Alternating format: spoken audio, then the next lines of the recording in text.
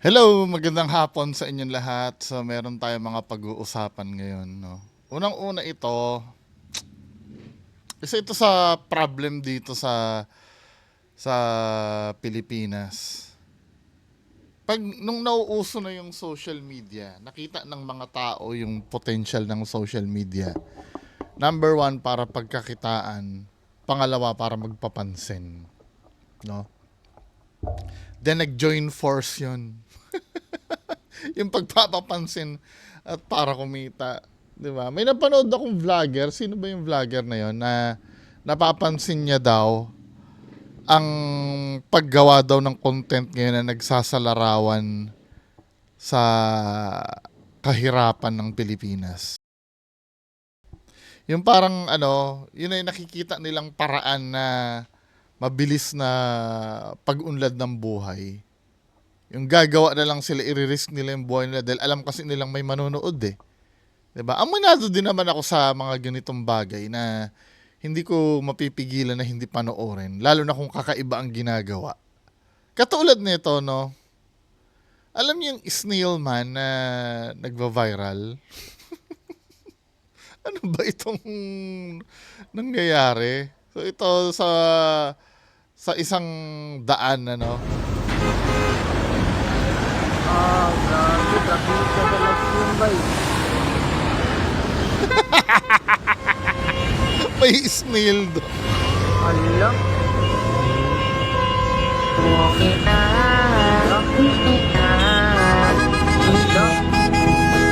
lugayin namin ito buhangin.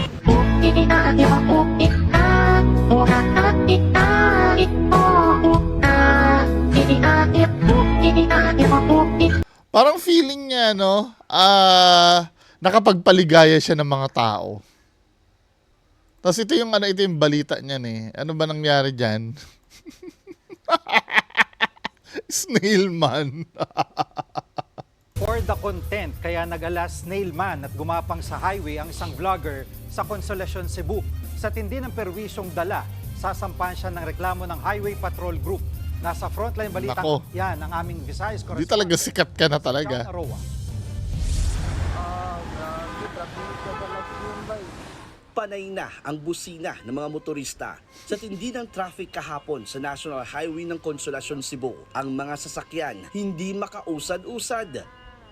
Ang dahilan, isang lalaking gumagapang sa gitna ng kalsada. Naka-costume pa siya na kulay berdeng kuhol. Ipinost pa yan sa Facebook ng binansagang Snailman na isa palang vlogger na kilala bilang si Boss LB o Brian M. Nasi sa tunay na buhay. Dahil dyan, pinahanap siya ng mga tauhan ng Highway Patrol Group Central Visayas. Kanang mo-volunteer day ko nga madto ko sa police station Ngayon, magsusorry siya ngayon, na mga Kusa naman siyang nagpunta sa Consolacion Police Station at naglabas ng public apology. ko pa sa ilo sa akong set nga nabuhat na di maayo. O gusto pa sa nakakos ko kasamok sa daan dire sa Consolacion. Pero porsigido ang mga otoridad na sampahan siya ng reklamo. Dapat umanong managot sa batas ang naturang vlogger para maging responsable sa Totoo. Kasi kapag hindi mo pinarusahan yan, ang magiging gawain na lang ng mga content creator, gagawa ng ganyang kagaguhan, tapos magsusorry na lang. Kasi madali lang naman palang makalusot, basta magsorry ka lang. Parang darating kasi yung time na yung value ng sorry ay mawawala na. No? Parang, for example, may makasalubong ka, suntokin mo na lang sa muka. Then after mo masuntok sa muka, sorry ha. Ganun na lang ang magiging value na sorry. Wala nang malalim na kahulugan. Kasi parang ang nangyayari, ilang beses nangyari yan eh. Di ba may mga content creator ng ganyan na pumipirwisyo talaga tapos nagpa-public apology. Di ba? gawa ng online content. Madali lang kasi magsabi ng Correct. isa na ito sa strong signal natin dun sa mga gustong mag-create ng content that they must be responsible enough kung ano yung consequence dun sa mga pinagagawa nila na content. Hindi ito ang unang beses na may Agree ako doon. May responsibility kasi ang kaakibat yan eh. Kasi may mga bobo na nagsasabi sa akin na Naiintindihan mo ba bungo ang word na content? Kaya nga content eh. Tanga! Putang ina mo! Napakabobo mo. Ang pagkakaalam nila sa word na content ay kahit anong gawin nila. Ang ano ba sa Tagalog ng content? Ang content ay ano sa Tagalog? Tingnan natin sa Tagalog ng content na. Yun yung nilalaman. Hindi ibig sabihin ng content, okay lang na peke, okay lang na scripted. Content nga tanga! Naintindihan mo ba meaning ng content? Napakabobo mo, content meaning. Ang ibig sabihin ng ng content,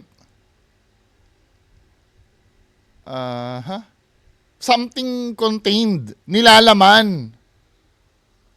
Ayun na, ayon sa Merriam-Webster, something contained. Yung nilalaman doon. Halimbawa, ano ba ang content nitong bote na to? Nilalaman ng bote, yan ba ay suka, patis?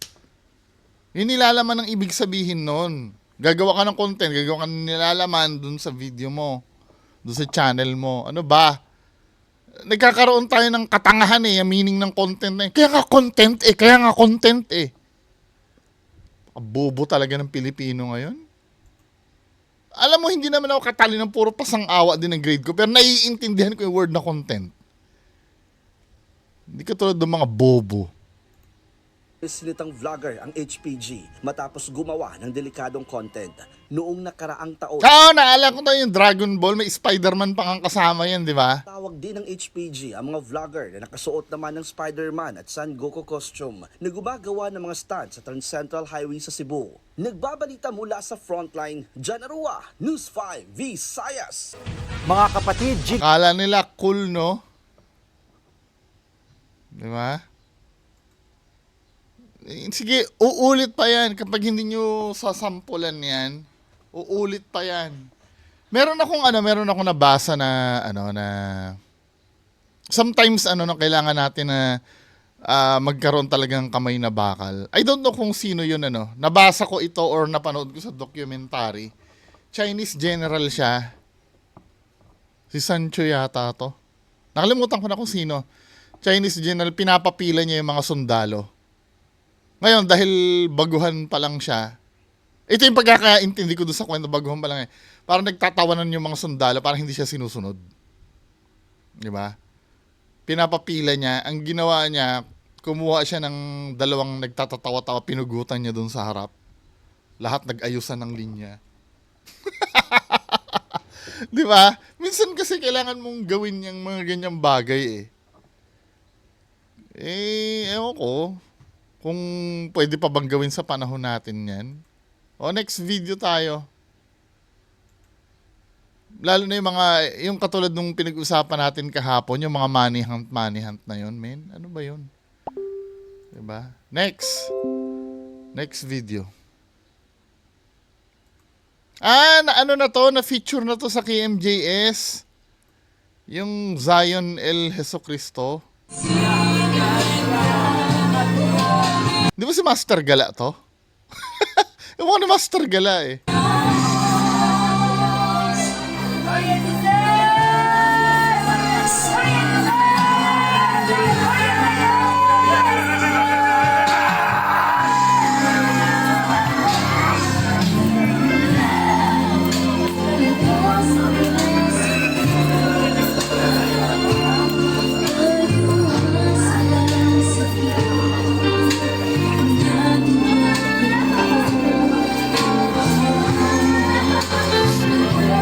Di ba kinagat siya ng langgam?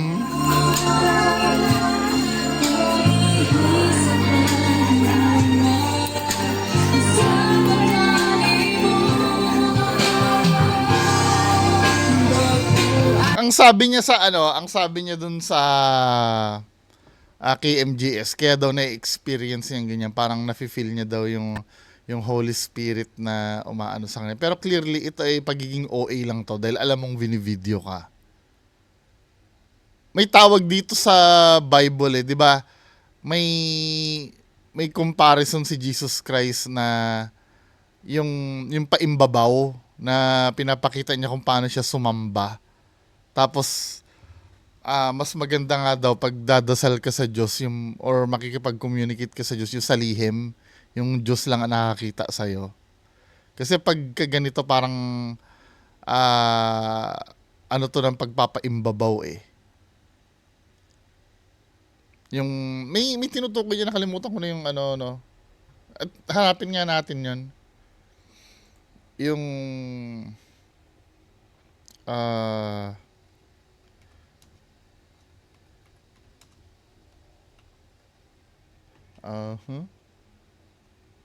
yung tungkol sa mga nagpapaimbabaw.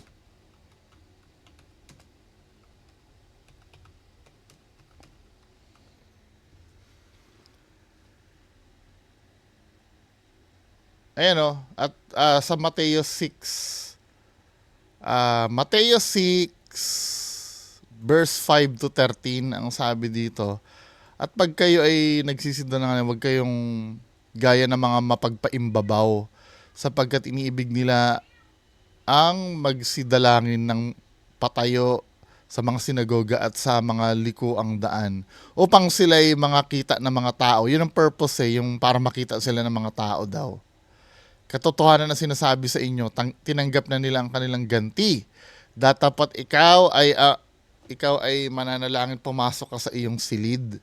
At kung mailapat mo ang iyong pinto, ay manalangin ka sa iyong ama na nasa lihim. At ang iyong ama na nakita sa lihim ay gagantihin ka. At sa panalangin ay huwag kayong gagamit ng walang kabuluhang paulit-ulit. Di ba? Doktrina ng rosary yung tatamaan dyan. Wala eh. Pero sa Biblia ng Katoliko, pinalitan nila itong term na walang kabuluhang paulit-ulit eh. Ang pinalit ng magandang balitang Biblia dyan. Tingnan nyo ha. Mateo 6 verse 5 to 13. Verse 5 to 13. Magandang balita Biblia.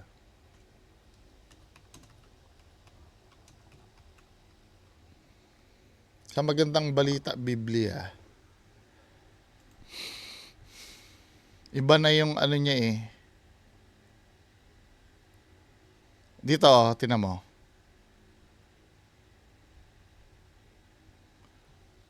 Pag Katolikong Bible ang gamit mo, sa pananalangin nyo, huwag kayong gagamit ng maraming salita na. Maraming salita na daw. Kasi magko-conflict ito doon sa rosary nila eh. Pero doon sa pinakamatandang salin sa Tagalog, kung babasahin mo sa verse 7. Saan na yun? At sa pananalangin, at sa pananalangin, huwag niyong gagamitin ng walang kabuluhang paulit-ulit. Diba? Anyway, hindi, napansin ko lang yan na binabago ng Katoliko yung para umangkop. Malay mo, yun ang totoo. Ewan ko, ayoko na mag-comment. Next video. Kasi ito, yung nakikita natin na yan, pagpapapansin yan eh, yan ang ayaw ng Diyos eh. Para sabihin mo na malupit ka.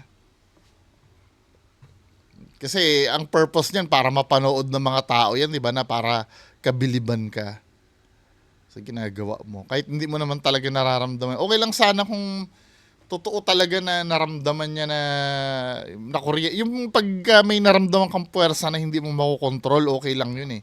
Kasi beyond na ng control mo yan eh. Pero kung on purpose mo ginagawa yan, yan? Pagpapaimbabaw ang tawag niyan. Next. Ito.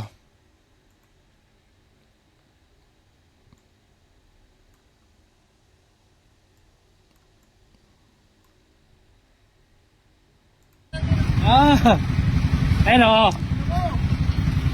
Para may kayo. Para may ebidensya kayo na nagsuntukan kayo. Ayun o. Ano? Ay puta, yari ka dyan, tol. Yan! Ano gusto ko? Pre, atras ka konti, di makita sa video. Pang content eh, no? Gago. Pang content eh.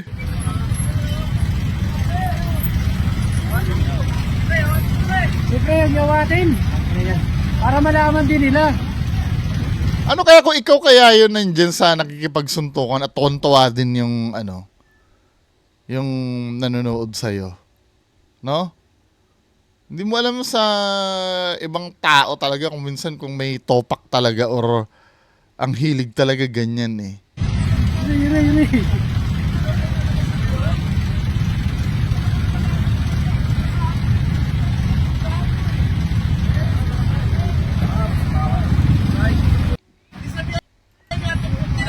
Ah, Hanggat maaari, dapat inaawat mo yan eh.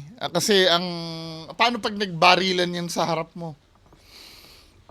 Tapos nadamay ka. Tuwan-tuwa ka pa rin ba? Minsan may mga tao din tanga-tanga eh. Hindi ko maintindihan minsan sa mga tao kung talagang sadyang tanga lang or hindi, aminado din naman ako. Naka-enjoy naman talaga yan, yung makanood ka ng nag-aaway. Pero sometimes dapat isipin mo naman kung makatwiran pa yung gusto mong mangyari. Hindi kung ganyan, mag-search ka na lang sa YouTube ng boxing. Kung yun lang naman ang habol mo, yung entertainment mo, di ba? Wag mong pairalin yung kasakiman mo sa kapwa mo. Ginagawang tanga yung yung mga tao eh. Ito, next. Ano ito? Parang napanood ko na to. Guys, whether So ito, kotse, dapat defensive driving lang tayo lagi. Kahit gano'ng kainit, wag na wag po tayong sisilong sa blind spot ng truck dahil sobrang delikado. naiinitan si kuya. Ang ginawa ni kuya, sumilong siya sa truck. Ang tanga no? Di pag nag-go yan,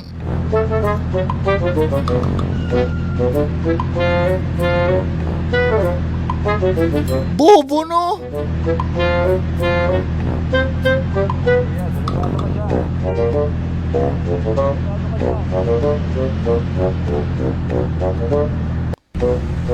Tanga no? Guys, whether motor o kotse, dapat defensive driving lang tayo lagi.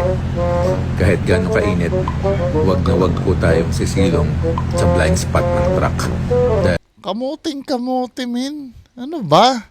sobrang delikado. Paano pag bigla nag-go yun, tapos hindi ka napansin ng truck? Tapos kasalanan pa ng truck yun pagka... Talaga, mga tao talaga. Next! Ano mo ba yung video na to? Ito. So, 5.5 million na pambayad sana sa bibiling sports car, tinangay at pinalitan ng papel ng mga nagbebenta. Budol, budol-budol. Ito yung original na budol-budol eh. Budol means bundle, di ba? Budol, bundle. Then, nagkaroon na ng ibang meaning. Ito yung literal na budol-budol talaga. So, play natin. Ay, wala pala sound. Wait lang. Lagyan natin ng sound. Pera na, naging papel pa. Ganyan ang nangyari sa mahigit 5 milyong pisong ipapabayad umano ng isang lalaki sa bibilhin niyang sports car sana. Pwede ka nang bumili ng paupahang apartment nun eh, no? May nagbebenta sa amin dito, 3 million eh. 2 pinto na apartment. 'Di ba? Pag nagka-budget nga ako, pwede yung paupahan na lang yun eh. Ewan ko dito. No? Ang nabistong modus sa pagtutok ni John Consulta, exclusive. Ito ang selfie ng complainant at kanyang kamiting sa Intramuros, Maynila.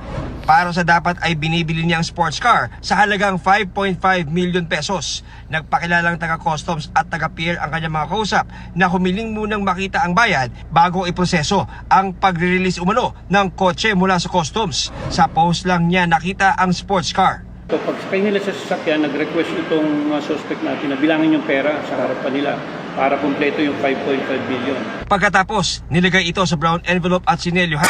Pero lingid sa kaalaman ng bumili ng sports car, pinalitan pala ito at tinangay ng dalawa niyang katransaksyon ang kanyang pera.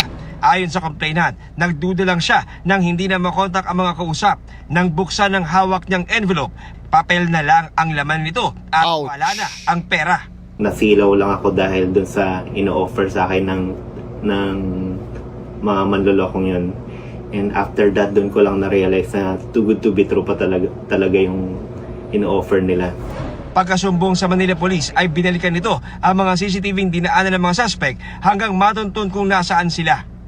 Sinunta na lahat yung mga CCTV magmula nung sila ay nagkaroon ng transaksyon at nakitang-kita dito na itong dalawa, itong babae at yung lalaking suspect natin ay nagkita pa somewhere sa Caloocan. Nahuli ang 63 anyos na nagbilang umano sa pera ng complainant 5.5 million, no? at siya ring tumangay nito. Suot pa niya ang sombrero nakita sa CCTV sa Caloocan habang kasama ang babaeng kasabwat 1 oras bago nila kitain ang complainant sa Intramuros. Sa akin po yan. Pero hindi ko po nakausap yung tao sinasabing biktima. Wala po akong alam sa pagbibilang ng pera. Maano pa eh. Suspect natin dito ay Maalma sa pa ating eh. pag-iimbestiga ay under probation, dahil siya ay nahulihan na o nagkaroon po siya ng warrant at nasintensyahan na illegal possession of treasury notes, May hawak siyang peking pera. Talagang gawain na. Syndicated estafa at theft ang suspect habang patuloy na hinahanap ang kasabwat niyang babae. Hindi pa nare-recover ang pera. Para sa GMA Integrated News, John Consulta, nakatulong. Ayun lang. Hindi, ganito, This time, ayokong magsabi na napakabobo nung biktima. Kasi kaya nga siya nabudol eh. Alam mo, hindi naman siya bobo dahil hindi naman siya magkakaroon ng 5.5 million kung tatanga-tanga talaga siya. Talagang dumadating ang time na yung mga scammer na yan, yung mga budol-budol na yan, uma-upgrade na talaga ng kanilang galawan. Kaya kahit ako, kahit sino, wag kayong mayabang na feeling nyo hindi kayo mabubudol. Kasi ang pambubudol kasi, hindi mo talaga alam na binubudol ka during time na binubudol ka. Ganon ang konsepto ng budol. Hindi ito yung, alam ko pag binubudol ako. Sinong tangang tao or sino ang sobrang talinong tao na or tanga na habang binubudol ka ipagpapatuloy mo yung transaction mo. Obviously, hindi mo alam na binubudol ka during the time na binubudol ka. 'Di ba? Nag-upgrade din mga yan. Kung mapapansin mo, pati yung naka-uniforme pa yata ng ng Bureau of Customs, tinan mo. Talagang planadong-planado eh. Complainant at kanyang kamiti sa Intramuros, Maynila. Para sa dapat ay binibili niyang sports car sa halagang 5.5 million pesos. Nagpakilalang taga Ayan may ID pa ng ba't binablurred nila yung yung picture? Dapat pinapakita nila itsura eh. Customs at taga-pier ang kanyang mga kausap. Kompleto ID Tapos yung ID niya pa, alam mo yung parang gamit na gamit pa, medyo luma na yung itsura. Siyempre, ikaw nga naman, hindi mo iisipin na, ako medyo magdududa pa ako pag bagong-bago yung ID. Di ba? Pero talagang mga kawatan talaga to eh. Kaya yung mga budol na yan, nag-upgrade din ng style yan. Kumbaga sa antivirus ng computer, di ba?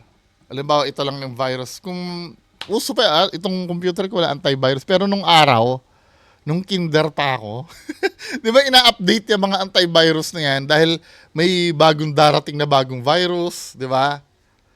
Ganun yung papel na mga yan. Kumbaga, humahabol din yan. Nag-up din sila ng game. Halimbawa, ikaw, gagawa ka ng paraan ngayon para hindi ka mabudol. Yung mga budolero na yan, mag-up din ng game yan. Na iba-bypass yung knowledge mo. Ikaw naman, pag nakaranas ka na, di mag-up na naman yung game. Tapos, sila naman, mag-iisip na naman ng bagong paraan para mahigitan yung 'di ba? Kaya patuloy dapat tayo nag-iingat. wag tayo maging mayabang na hindi tayo madadala kasi one of these days, pwede tayo mabiktima ng pambubudol na yan. Hindi lang mga kapos sa isip ang mabibiktima niya. Ako nga, 'di ba? Mapapansin nyo yung mga content ng mga rider. Ngayon, medyo na nagkaroon na ako ng awareness na halos 80% if not 90% na content ng mga rider na medyo away-away ay scripted. Napapansin ko na yun eh. Every time na may nagko-content ako dito na nakita ko na content ng isang motovlogger, scripted na agad. Peke na. Pag scripted kasi peke na content din yun eh. 'Di ba? Nagpapanggap pa rin yun. Na hindi nila sinasabi na yan ang number one na kalaban sa social media ngayon eh. Buti nga tayo dito sa field ng dinidebunk natin, lang eh. Sa paranormal lang eh. 'Di ba? Pero hindi natin alam yung pinapanood nating content pala peke eh. Na nadadala na tayo eh. Kasi yung mga nanonood sa akin kadalasan po kasi dinidebunk kong mga fake videos sa paranormal lang. Pero minsan kasi pag yung mga akala mo totoong videos na nabibiktima din ako. Kaya, Katulad nito, baka malay mo ito drama na naman ito. Ngayon ang pag-uusapan na lang natin yung issue tungkol dun sa video ha. Hindi na natin sasabihin kung totoo man ito or drama. Ano ba itong susunod na issue na to? Play natin. kaya, ako yung nag-book. Hindi na ba sila dapat? Kami nga hindi nagbabastusan, may prangkisa kami. Kuya, ako yung nag-book. Yun ang tandaan mo. At nakabukan. Yan ang pinakatandaan nyo, no? Ako yung nag-book, kuya. Kaya lang, kami napapasama. Hindi naman. Kung ayaw ko sumakay ng tricycle, Wala problema, nag-load ka. Kuya nga. Oo. Pero may ako, ang layo ng ko. Kasi kami, bastusan na yung ginagawa nila. May prangkisa kami, harap-harapan kukunin ng paseros. Ikaw ba naman, pagkain mo, kukunin sa harapan mo, gusto mo? Hindi naman yan, hindi naman pagkain yan. Oo nga. Yun nga pinapaliwanag ko sa'yo. Wala ka makasigar ka, abang mabali ko. Nag-aaral ka naman. Abang mabali ko, dana ako. Nag-aaral ka naman.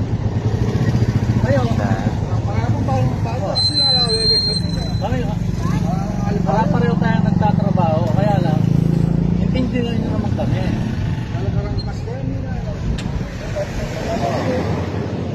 Pakibigay na yung susi, kuya. Hindi. Sinasabi ko sa'yo, kung magpipiga ka, magtago ka naman. Bastusan kasi. Kahit na. Alam mo naman na bawal kayo. Alam mo naman yun na kulorm kayo. Oo. Yun ang pinapaluanan ko sa'yo. No? Tandaan mo lang yan. Kung ano ka naman, Pampanga. kayo. Pampanga. Hindi, bawal ba sa Pampanga ito? Yung pagbubuk? Ano ba nasa comment section?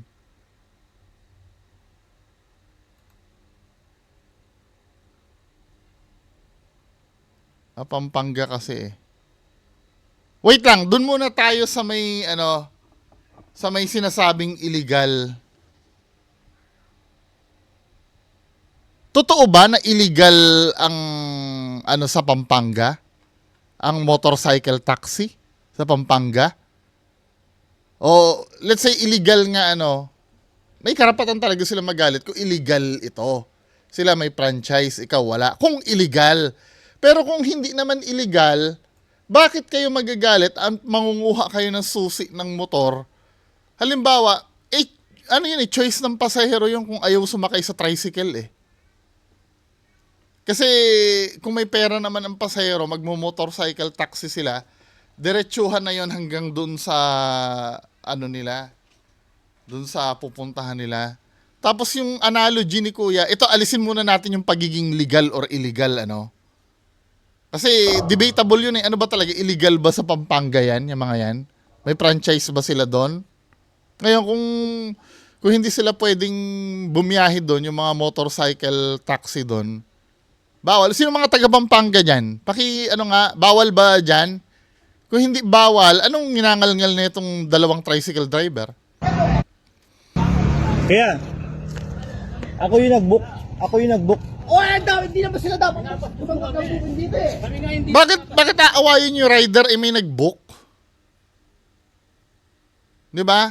Bakit nyo sasabihin na inaagawan kayo ng pasahero, the moment na wala pa yung motor na yan na yung choice ng pasahero, hindi kayo?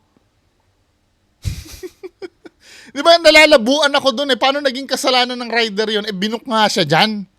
Okay lang sana kung parehas nyo yan na nag-aabang ng pasahero. Hindi naman nag-aabang ng pasahero yung mga yan, binubuk yan Kahina naman ang ulo ng mga driver ng Toda dyan.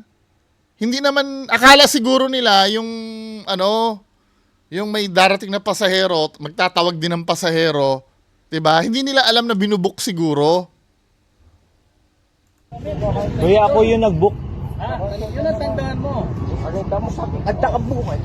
Yan ang pinakatandaan nyo, no? Ako yung nag-book, kuya. Kaya lang, kami napapasama. Bakit? Hindi naman. Kung ayaw ko sumakay ng tricycle, Hindi mo problema ka. Kaya nga. Hindi ba, ba't mag-a-adjust ang pasahero sa inyo kung ayaw sumakay sa inyo? Pag-aari nyo ba yung daan? Ano ba naman itong mga na to? Itong mga taga-Toda na to? Pero may ako, ang layo ng ko. Kasi kami, bastusan na yung ginagawa nila. May prangkisa kami, harap-harapan kukunin ng paseros. Ikaw ba naman, pagkain mo, kukunin sa harapan mo, gusto mo? Hindi naman Hindi naman, parang ganito yan. Paano kung halimbawa, may nag-deliver ng pagkain sa akin. Inano ko naman talaga, pinadeliver naman talaga sa akin yon. Tapos nasa harap mo tumigil. Kailangan ba ibigay sa iyo yung pagkain? Ano ba? Hindi, feeling ko, hindi naiintindihan ng mga taga-Toda yung sistema ng motorcycle taxi. Hindi nila alam yung kailangan i-book. Kasi hindi nila pwedeng sabihin na bastusan yan Hindi naman sa kanila inagaw yung pasahero Choice ng pasahero yon. Okay lang sana kung nakatambay dyan yung habal-habal. Tapos, nakatambay din sila dyan na may darating na pasahero, tatawagin ng habal-habal. Hindi Binuk sila Hindi naman pagkain yan. Oo nga. Yun nga pinapaliwanag ko sa'yo. Wala akong maksiparin ka habang mabali ko. Nag-aaral ka naman. Habang mabali ko, dana ako. Tapos kinuha pa yung susi. Tama ba yun na kunin ng susi? Ano ba? Ito yung sabi nung rider. Hello, Maxim Riders. I chose to hide my identity. Ako po yung rider na nasangkot dito. Nakuha ko po book ni CS. Sa palibutan to AMSIC. Di kumpleto yung video. Pero nag-pick up po ako malayo sa Toda. Sadyang napansin lang kami nung truck driver na nakahubad. Pilit niyang pinabababa si client. Nung ayaw ni client, bigla niya na lang po kinuha susi na motor ko. At nagpunta sa Toda nila. Actually, naka-t-shirt yan. Pero nung sinundan namin siya sa Toda, biglang naghubad at hamon ng suntukan. Buti na lang. At nandyan si kuya na maayos kausap at pinabalik ang susi. Yan pong nangyari. Kaya ingat po mga kapwa ko Maxim Rider na nagsisipag para sa pamilya. Bakit magagalit yun? Binuk nga. Kulit, no? Tapos, sana nagtago na lang kayo. Ganon din yun. Nagtago na lang daw sana. Ganon din yun kung ewan ko, hindi nila naiintindihan siguro yung sistema nung pagbubuk, no? Anyway, mga kababayan ko, yan lang po muna yung pag-uusapan natin ngayong hapon. Magandang hapon sa inyong lahat. Bye-bye.